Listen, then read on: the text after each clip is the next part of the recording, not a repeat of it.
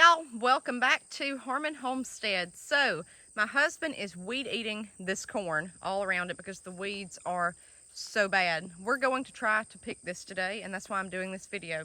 You guys have seen our peaches and cream corn and how bad it looks because of our drought. We are in a severe drought here in central Alabama. This is 400 feet, and then on the other side we have 400 more feet of corn that needs to be side dressed, but it's hanging on. So we were getting ready to just let this be. We didn't think it made anything. You can see the leaves, how burnt up it is. It's terrible. This is hideous. This is the worst corn that I've ever grown since my first year because of this drought. Corn needs water. Well, I come down here yesterday, day before yesterday, and picked an ear just to see because the silks had turned black. That's when you want to pick sweet corn. And I picked it, and sure enough, it had made corn. So this right here looks like a horrendous crop, but this corn, to me, in my opinion, is going to be the ultimate drought survivalist crop. It will still make. For centuries, for eons, civilizations have been built on corn. Look at the Pilgrims in America. It's because this stuff is tolerant. Analyze corn. Learn about corn. This right here is full of nutrients, it's full of carbs, it's very good, it's very nutritional, and it will survive drought. Look at this, and then we'll show you some of the ears.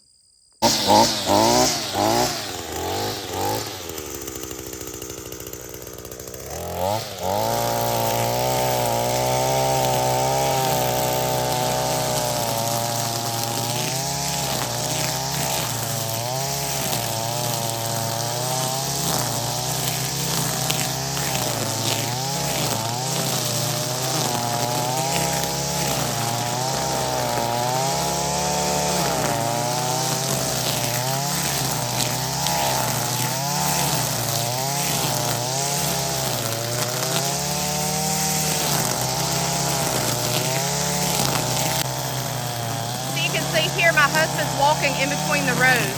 We just let the weeds go. A, it's been too hot to hoe this corn.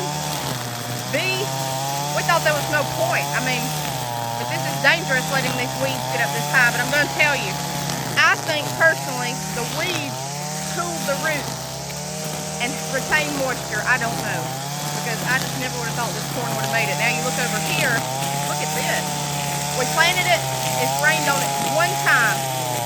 This should have been side dressed already. We may have rain tomorrow night. There's a slim chance.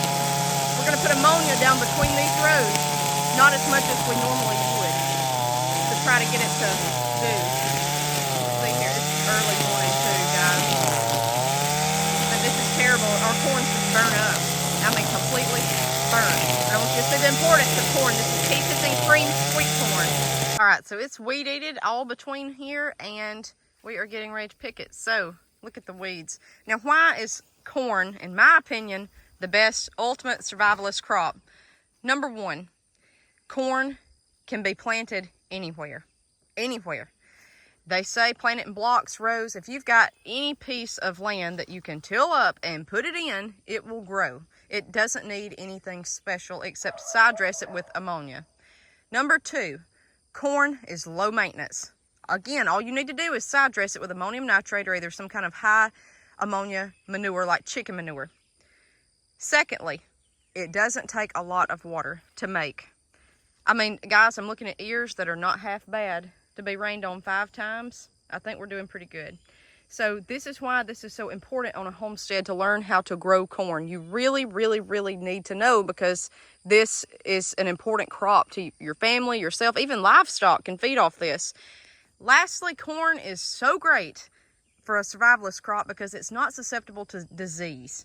Corn really isn't. You put it in the ground and it just does. It's either going to make well or it's not. One of the two. So, guys, we're going to show you the results of these ears. We're going to start picking. So it's so spindly because A, it didn't get side dressed in time, and B, there's been no water. But look at that.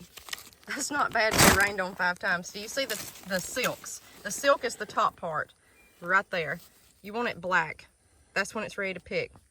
That could go a little bit longer, that blonde on the bottom side, but then you've got to worry about deer and raccoons. So I'd rather pick it a little bit early, personally, because they always get into it down here. These are not bad ears, y'all, at all.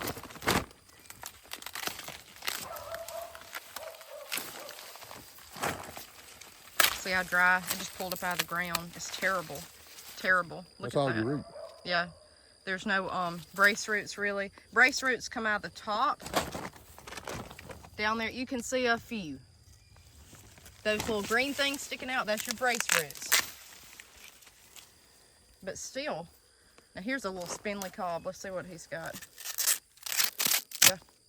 I mean, guys, it makes. This is why you need to grow this on your homestead. I am a huge advocate of peaches and cream. Now, it was not completely done or either not pollinated well up here. What we're gonna do, I just break it off. My husband will cut it off the top and that's it. And guess what? The only pest you're gonna get with corn 9 times out of 10 is a corn earworm, and it'll get down, a corn worm, it'll get in the very top, so we cut them off anyways and eat it just like that. So hey, that's not bad, guys. To be rained on 5 times since it was planted and in a severe drought, you can't beat it. Peaches and cream is bicolored, meaning it's got 2 colors. You've got golden yellow and a pale yellow. I like it. Everybody around here likes Silver Queen. That's just what I like. It tastes more like corn. To me, it's got more of a corn flavor. And we are going to pick this, see what we've got. We always freeze it, but this year I'm tight on freezer space, so we are going to can corn, and I'm going to can cream corn this year. Yep, it's just what we got here. Pitiful looking little ear where it's not pollinated. Let's see what we got. Still not bad. I mean, you could use, yeah. I mean, you could use the corn off of it. It's when it's jagged like this, that's a pollination problem a lot of times. But still, it's not bad, guys. It's really not that bad. See this one on this pitiful corn. Ta-da! There you go, kids. That's what you want to grow right here. It made that beautiful. Show them your hand, how big compared to mine. Look at this. My husband's 6'7", and it's as big as his hand. And it was not even side dressed on time. You want to side dress it when it's got 6 leaves on it. But we just put ammonia down between the rows when we saw rain coming. The one time it got rained on, and that's what we went with. So there you go. All right, so we have shucked all the corn, and this is it. Now, I will say these are probably our worst ears that we've ever grown, by far. They're smaller in size, the majority. They're dry. They're not huge, but it's still better than nothing. We had major pollination issues, and I saw honeybees all in the tassels when everything tasseled out down there. And the problem is they don't come out at temps above a certain degree. Bees don't like to be out in the extreme heat, and it's been, 100 degrees here. So I think that's why we've got some pollination trouble, but otherwise it's still better than nothing, guys. We've got some good ears, we've got some pitiful ears, and that's just the name of the game. But for a survivalistic crop, I would definitely say corn. This looks bad, but really it's not. It is for 400 feet, but it's not altogether. In this Alabama heat, drought, and not being side dressed on time. So what I'm going to do is more than likely do creamed corn. I'm going to scrape the cobs, and we're going to can it. That's what we're going to do with this, because it's just not enough to, I could freeze it. I really could, but I'm hopeful on the next 400 feet of corn, and we're going to try to side dress it today. All right, guys, take some tips. We'll see you next time on Harmon Homestead.